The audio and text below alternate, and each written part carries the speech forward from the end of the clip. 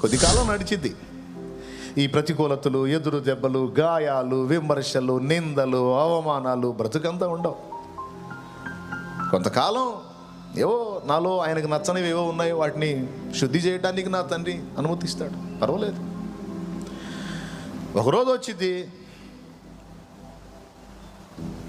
నేను మేలిమి బంగారం లాగా మారిపోతా. ఎందుకంటే ఆయన అన్యాయస్తుడు కాదు. ఎవరు?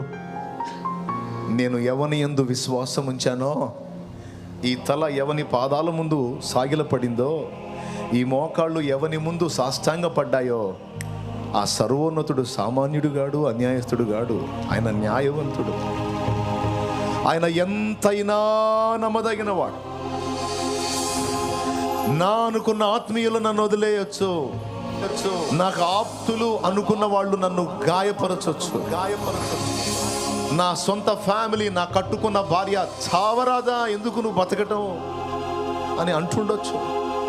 లేదా నన్ను కట్టుకున్న భర్త ఎందుకే నువ్వు చావే, చావు అంటుండొచ్చు.